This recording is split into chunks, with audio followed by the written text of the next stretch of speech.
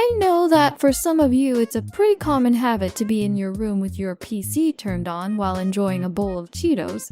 While you eat, you start using your keyboard, your mouse, your phone, your controller, and oh god, everything becomes a complete mess. But those are not the kind of habits I want to talk about today. Today, I'll be teaching you, by analyzing other players, preferably content creators, some bad habits you might have in Elden Ring.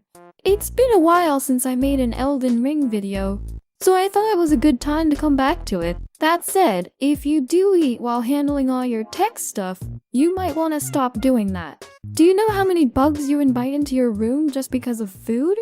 One thing needs to be said, everyone plays the way they want, and most of the time there's no single 100s correct way to play a video game. In most cases, there are multiple valid ways to experience a game. That doesn't stop certain habits from holding us back while playing our favorite games, sometimes even hurting our performance, especially in multiplayer games. In Elden Ring, these bad habits play an important role because even though many people play it as a single-player experience, the ability to summon help or the sudden appearance of invaders makes it crucial to have good gameplay strategies. Whether it's to avoid fighting the same boss 20 times in a row and annoying the player helping you, or to finally defeat that annoying red phantom that invaded your world, especially when you have teammates assisting you. The same applies if you are the invader. There are mistakes you can make, especially under the pressure of a gank. Because yes, even if it sounds crazy, invaders are usually at a heavy disadvantage, especially considering we play on the vanilla version of the game. Think about it. You have fewer healing items, you might be alone against a group of 3 players who combined have way more healing than you do. Sure, you get the special power of being handsome just by invading, but good habits, proper knowledge, and nerves of steel can make invasions much more manageable and give you better chances of winning. For today's analysis, I'll be looking at the Spanish player Norbury, who is very well known for his short videos here on the platform. And yes, I want to make it clear, this video is a super destructive critique aiming to humiliate him for the way he plays. I'm just kidding. This video is purely meant to entertain, educate, and help. Both new players who are just starting out and looking to improve, and even the creator himself, in case he can fix any bad habits, and boost his already impressive win ratio even higher. Now that all that is clear, we can finally start the video. Yeah, I went a bit overboard with the intro, my bad. The first short I'm analyzing is titled Hyper Armor. In this video, more than the gameplay itself, what caught my attention were the words used and the way certain things were explained. Te otorga bastante POI y eso te permite escapar de esa avalancha de golpes. Pero cuidado, porque las críticas por utilizar POI o un poco de Hyper Armor, vamos, caen como piedra. Aquí hay que salir a pelear sin armadura, con una daguita y una rosa metida por el culo, para que le guste a todo el mundo. Que digan, oye, se merece haber ganado. Porque hasta cuando le ganas a los grandes streamers, la primerísima excusa que ponen es el Hyper Armor, que estás abusando de eso. Y ellos es a lo primero que se agarran cuando se ven apurados. Pero cuidado con decir nombres que se conocen entre 4 o 5 que son y te hunden el canal. First of all, I've honestly never seen anyone complain about a player's hyper armor. Perhaps I'm just not that involved in the community or I'm too much in my own bubble, but from my personal experience, I've never seen or heard anyone complain about it. Later in the video he mentions, because even when you beat big streamers, I believe he's referring to some duels he had with the Master Steel of the Sky, where Norbury lost the first duel but won the rematch. The only thing Steel said was, I am a little bit weirded out by the distance of the attacks this guy actually has. It's every single time it feels like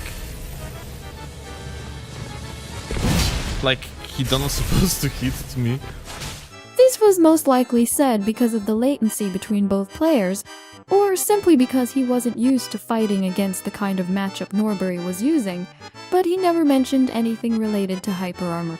There was, however, a comment during the live stream that said, Did mash out of his stand because he knows hyper armor let him? Steel then responds, It worked. What can I say? and honestly, I don't think this comment should be taken badly or too seriously.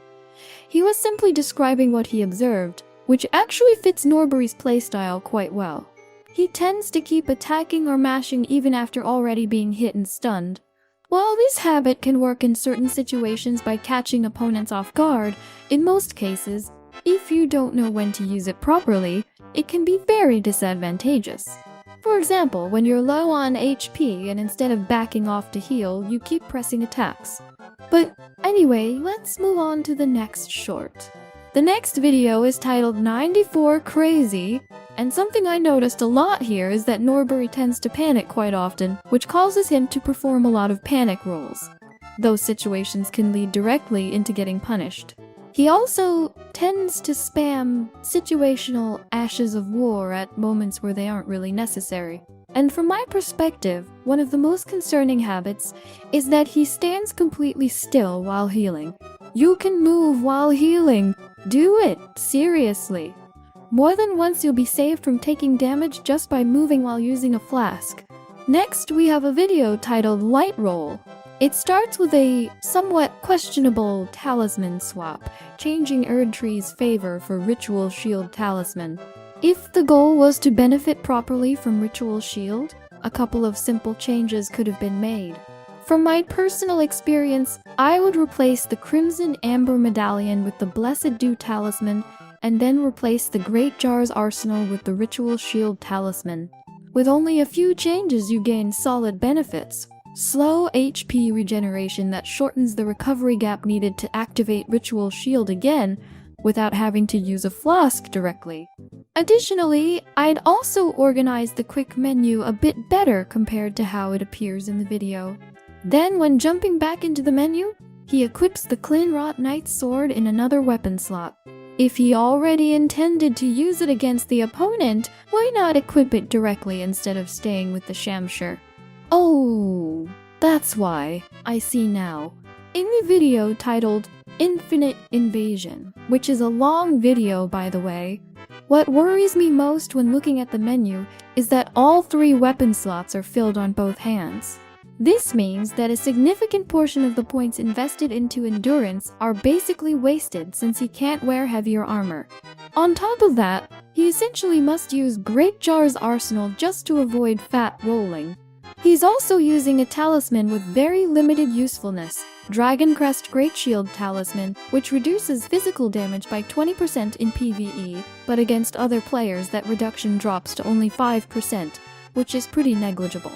Lastly, I'll briefly mention a moment from the beginning of the video Love, which displays another recurring habit, constantly attacking and mashing regardless of how low his HP becomes, this being similar to a Kevin moment.